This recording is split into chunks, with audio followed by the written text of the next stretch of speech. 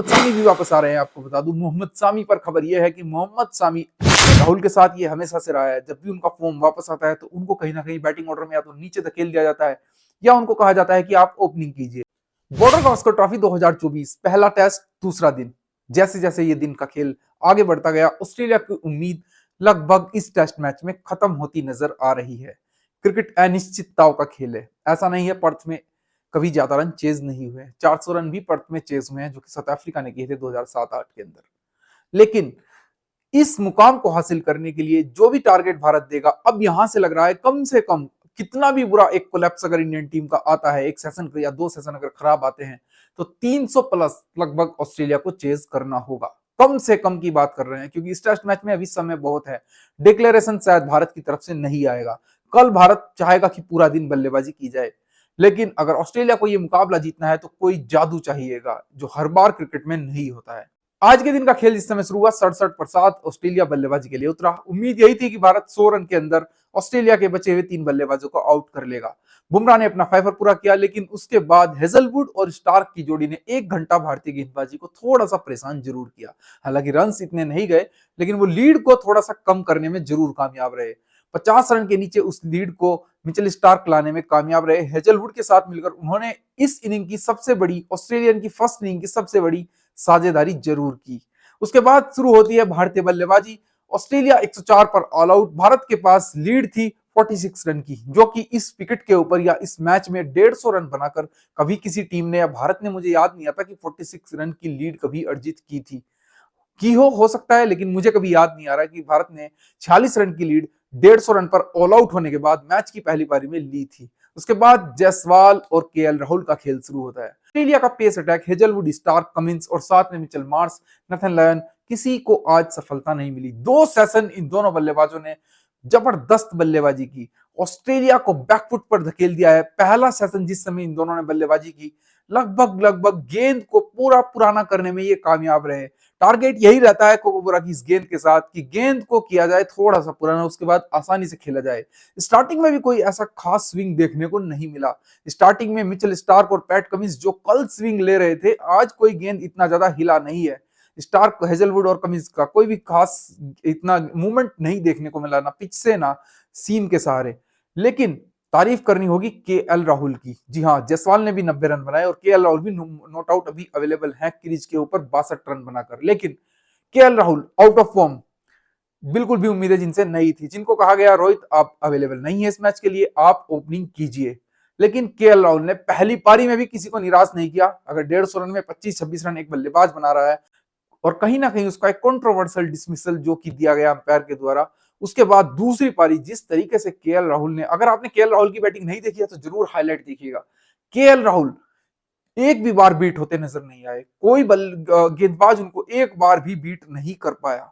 ये बहुत बड़ी बात है केएल राहुल के लिए, out of form KL Rahul के लिए।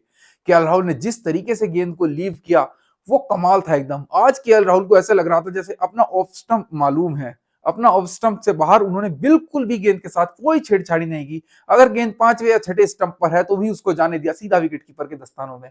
केएल राहुल ने जबरदस्त तरीके से अपनी फॉर्म को पा लिया है।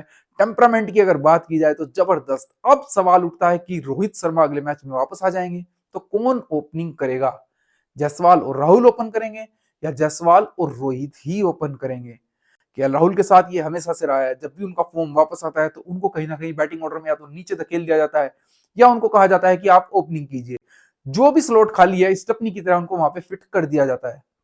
रोहित शर्मा आएंगे तो जाहिर सी बात है ओपनिंग तो रोहित शर्मा ही करेंगे, और प्लेइंग 11 में रोहित कप्तान है क्योंकि कप्तान की जगह तो बननी ही है। लेकिन क्या KL Rahul lower batting order खेल पाएंगे या फिर उनको नंबर 3 खिलाया जाएगा? मेरी नजर में केएल राहुल को नंबर 3 खिलाना चाहिए। शायद देवव्रत पाटिकल बाहर बैठे, गिल का अभी नहीं पता है कि गिल खेल पाएंगे या नहीं अगला मुकाबला। अगर गिल नहीं खेलते हैं तो देवव्रत पाटिकल बाहर जाएंगे शायद, और उनकी जगह पर रोहित शर्मा अंदर आएंगे। लेकिन 3rd नंबर जो खेलेंगे वो मुझे लग रहा है केएल राहुल अगला मुकाबला खेलेंगे, क्योंकि केएल ने अपनी फॉर्म लगभग पा ली है। बात करते हैं अब इस मुकाबले की। ये मुकाबला ऐसी स्टेज पर पहुंच चुका है जहां से भारत इस मुकाबले को आसानी से जीत सकता है। जी हाँ, पर्थ का विकेट जिस तरीके से आज खेला, इतने रन बने कि लोगों को लगा कि कल इस विकेट के अंदर क्या भूत था। लेकिन कल वास्तव में मूवमेंट जो गेंद के अंदर था वो आज बिल्कुल भी दिखाई नहीं दिया। लेकिन लास्ट के 2-3 ओवर आपने देखा, मानस लाबुशेने ने जो लास्ट ओवर डाला उसमें थोड़ा-सा अनइवन बाउंस जरूर था। तो कल दरारें थोड़ी जो पिच में हैं वो खुलनी शुरू हो जाएंगी और खुल जाएंगी लगभग आधा दिन का खेल खत्म होने तक। उसके बाद ये पिच इस तरीके का बिहेव करती बिल्कुल भी नजर नहीं आएगी। ऐसा लग रहा है कि ऑस्ट्रेलिया फंस चुका है इस मुकाबले में। किसी भी तरीके से ऑस्ट्रेलिया नहीं बच सकता इस मुकाबले के अंदर। पैट कमिंस को चाहिए कि कहीं ना कहीं कोई किस्मत का ऐसा साथ मिले कि भारतीय टीम का एक बहुत बड़ा कोलैप्स हो जाए। लेकिन भारतीय टीम ने जिस तरीके से न्यूजीलैंड सीरीज से हार के बाद इस सीरीज के पहले मुकाबले में, हालांकि भारत फेवरेट नहीं था इस सीरीज के अंदर, मैं आपको बताऊं, क्योंकि भारत के पास एक तो न्यूजीलैंड सीरीज की हार का दबाव, उसके बाद रोहित शर्मा नहीं मौजूद, मोहम्मद शामी नहीं है मौजूद, और प्लेइंग 11 में यहाँ पर आज अश्विन जडेजा भी बाहर थे। तो दबाव था इन युवाओं के ऊपर, दबाव था कप्तान जसप्रीत बुमराह के ऊपर। लेकिन जिस तरीके से ये सेटअप किया, जिस तरीके से ऑस्ट्रेलिया की टीम को ऑल आउट किया, रिकॉर्ड मतलब जबरदस्त। एक पहली पारी में ऑस्ट्रेलिया, मुझे याद नहीं आता कभी 104 या लगभग 100 रन के आसपास आउट हुआ है टेस्ट मैच के अंदर, और वो भी ऑस्ट्रेलिया के अंदर, मुझे याद नहीं आता। भारत की ओपनिंग पारी की अगर बात की जाए तो जायसवाल और राहुल ने रिकॉर्ड तोड़ बल्लेबाजी की है। जी हाँ, आकाश चोपड़ा और वीरेंद्र सहवाग का जो 140-41 रन का रिकॉर्ड था ऑस्ट्रेलिया के अंदर ओपनिंग पेयर के द्वारा, किसी भी भारतीय ओपनिंग पेयर के द्वारा बनाया गया हाईएस्ट स्कोर था 2000 के बाद। लेकिन अभी एक चांस इनके पास और है। श्रीकांत और सुनील गावस्कर की ओपनिंग पारी का जो रिकॉर्ड है वो लगभग 180-181 का है, हाईएस्ट जो कि ऑस्ट्रेलिया में किसी भी भारतीय बल्लेबाज ओपनिंग पेयर के द्वारा बनाया हुआ है। तो उसको तोड़ने का अच्छा मौका इनके पास है। जायसवाल ने एक रिकॉर्ड और बनाया है, 34 सिक्सेस इस कैलेंडर ईयर में वो लगा चुके हैं, जो कि हाईएस्ट है किसी भी बल्लेबाज द्वारा एक कैलेंडर ईयर के अंदर। इससे पहले ब्रेंडन मैकुलम 33 जिनके थे, 2014 में उन्होंने 33 छक्के लगाए थे, उस रिकॉर्ड को आज तोड़ने में कामयाब रहे जायसवाल। कल भी इसी तरीके से बल्लेबाजी जारी रखेंगे तो पहले अपने शतक पूरा करेंगे, उसके बाद और लंबा खेलना होगा। हालांकि उनके एल्बो में थोड़ा सा प्रॉब्लम था, बार बार फिजियो आ रहे थे, हमने देखा लास्ट के आधे घंटे के अंदर फिजियो को 3 बार लगभग ग्राउंड पे आना पड़ा। डिहाइड्रेट भी हो चुके थे, क्रैम्प्स का भी कुछ था, लेकिन अब उनको रेस्ट करने का भी मौका मिल गया है। ऐसा लग रहा था कि शायद डिक्लेयर पारी को बीच में अपनी रिटायर्ड हर्ट ना हो जाए, लेकिन नहीं, उन्होंने अपनी पारी जारी रखी। साथ दिया केएल राहुल ने आज जायसवाल को जिस तरीके से गाइड किया, क्योंकि सीनियर प्लेयर तो केएल राहुल ही हैं, भले ही उनका फॉर्म नहीं था। केएल दूसरे एंड से बार बार समझाते नजर आए जायसवाल को। जब भी जायसवाल कोई अटपटा शॉट खेलते थे जरूर केएल उनके पास जाते थे। नथन लायन के खिलाफ उनको थोड़ा सा मुश्किल जरूर हो रही थी स्टार्टिंग में खेलने में, बाद में तो उन्होंने उनको 6 जो लगाया लॉन्ग ऑफ के ऊपर, लॉन्ग ऑन के ऊपर, वो नथन लायन के दिमाग में हिट कर गया। बहुत लंबा छक्का जिस तरीके से उन्होंने मारा, स्टैंड में जाकर फेंक दिया सीधा नथन लायन को। केएल राहुल की तारीफ जरूर करेंगे, केएल राहुल भी चाहेंगे कि कल शतक पूरा करें और भारतीय टीम अपनी लीड को अगर 400 रन तक ले जाती है, 400, 420, 30 तो बहुत होगा इनफ इस विकेट के ऊपर। कल हम बात कर रहे थे कि अगर 150 रन भारत बनाता है, 50 की लीड ले लेता है, तो 200 रन भी शायद चेज ना हो पाए ऑस्ट्रेलिया से। ऑस्ट्रेलिया वापसी जरूर करना चाहेगा, क्योंकि कंगारूज इतनी आसानी से हार नहीं मानते, वापसी जरूर करना चाहेगा। इसलिए भारतीय टीम को कल पहला सेशन बहुत ध्यान से खेलना होगा।